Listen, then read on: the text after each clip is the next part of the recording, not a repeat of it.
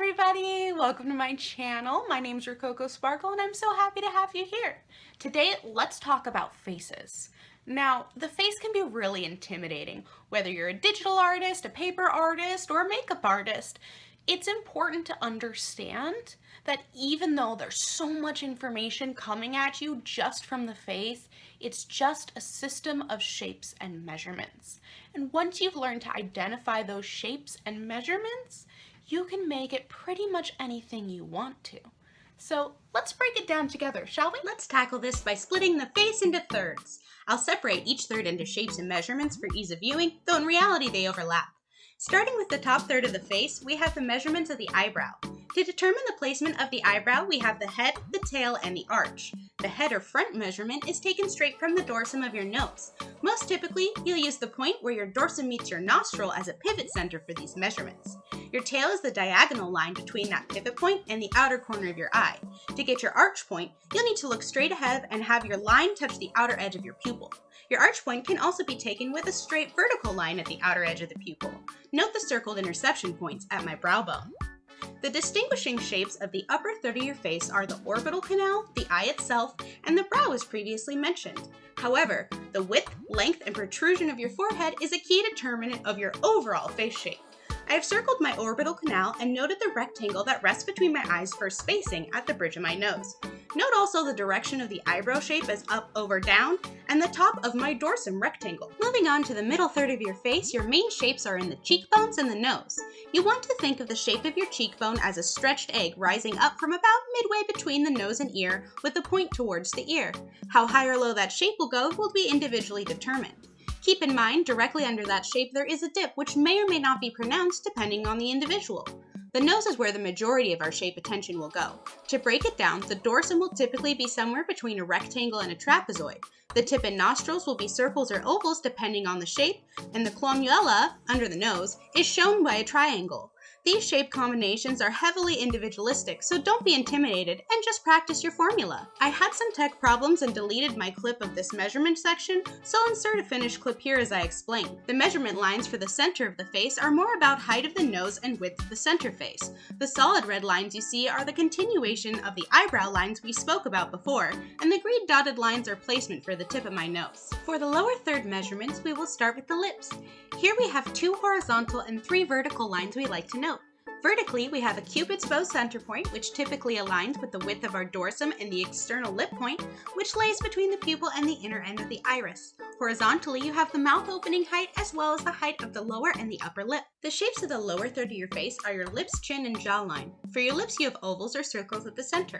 Bottom lip gets 1, while the upper lip gets 2, 1 in each point of the cupid's bow, and triangles are tapered out for the sides of the lips. The chin will sport an oval as well. The jawline is more of a shape than a measurement and is the final determination of the overall face shape. The jaw usually ranges between an oval, a rectangle, and a triangle depending on weight distribution and bone structure. I have marked in yellow roughly between my upper and lower jaw, you can feel it with your fingers, and then it's below this point at the lower mandible that the jaw typically begins to taper if it does so. Once you've put these all together, you have the basics for a face, and you can start applying it in your work. Remember, knowing these shapes takes time and practice, and there are always variations in method. What I'm showing you here is simply what I've been taught and what works best for me.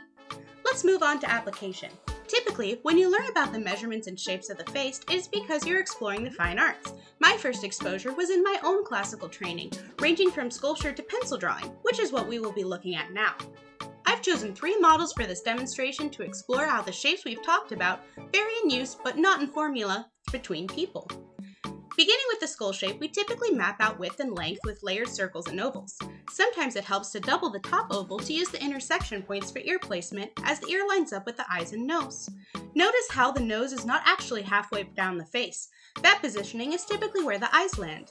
If you ever hear about something called the golden ratio for faces, not the Fibonacci sequence one, you'll hear this repeated. However, faces are rarely actually in line with that ideal, especially since it was developed with cis, Euro, and Caucasian-centric ideas, leaving out huge chunks of the world's population. When you rotate the face in shapes, the measurements rotate with them. The shapes also adjust for facial expression. These changes may make it harder for beginners, so neutral full front views may be the best place to practice if you are new. While it is easy to forget on paper, the face is a 3D object, so mapping lines will have curves to make that adjustment. My model in this sketch has a more angular jawline, so I have layered triangle over my basic oval to help me create the bottom of her face. My final model also has deviated from neutral front face presentation, and so you can see my directional measurement gets adjusted accordingly. With all my sketches, I have marked the orbital canal and the iris. However, you may wish to spend more effort surrounding the actual shape of the eye, regarding tilt and lids directly as versus basic placement and area. When you properly detailed an eye, you'll want to start with an almond-style shape and build it inwards with your lid markings. You'll find variation on how much lid shows, angle of the eye, and general placement, but they will always center in the optical canal. Your skill can be derived from the rest of the measurements you've used to make the face. So what do you do if you aren't pursuing fine art and you just want to do makeup? Well, knowing how these shapes and measurements make up your face allows you to identify your own face shapes and use them to your advantage. For instance, mapping out your eyebrows. Knowing how the 3 points of an eyebrow line up with your face individually, you can create your own brow shape however you want, even with overplucked or virgin brows. To take this notion a step further, we have something called a croquis. Literally translated, croquis means sketch in French, which makes a lot of sense knowing its popular usage in the fashion design world where it refers to a base used to design outfits on. A croquis can also be used in the makeup world simply by subbing out a full body for just the head and face. The ones I have for you here are flattened forms I've drawn digitally and printed out. However, they can be done as a sketch too. I've used the same method of shape and measurement to create these croquis, simply subbing out different variations of my shapes and angles to make new faces. I think it's very important to see these croquis as something you can individualize to your face and not just depend on a generic oval or golden ratio face, because that's simply not what humans all look like. Now once you have your base of you, or whoever you're working with, you can then take that knowledge of shape and measurement and manipulate it to do whatever you want. Maybe you want to go for that golden ratio. You know what your face is, simply use the makeup to adjust it. Trying for a look that leans towards a more traditional gender representation? Identify the shapes you associate with that and see how you can apply them to your face. Or go the opposite way and actively avoid or mix those shapes. Fantasy character? Shapes. Dramatic exaggeration? Shapes. Cosplay? Shapes. All you have to do is identify where you are and where you want to be and adjust accordingly.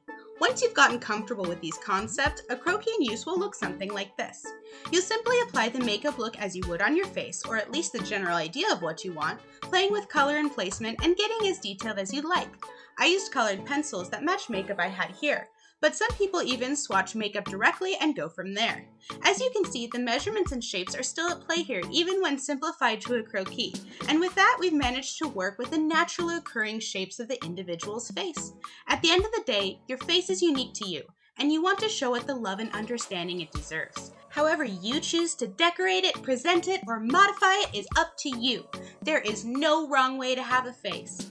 Hopefully this video has been helpful for you in learning about your face and faces in general. A special thank you to my sketch models, Jude, Brittney, and Laura, for allowing me to draw them and use their pictures here and on my Instagram.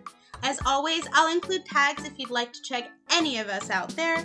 I so appreciate you as well, my spectrum of spectators, my lovely Rococonuts. And if you'd like to join the Rococonuts here on YouTube or on any of my platforms, I've got your tags here. Don't forget to like, comment, share, and subscribe, and I'll see you next time.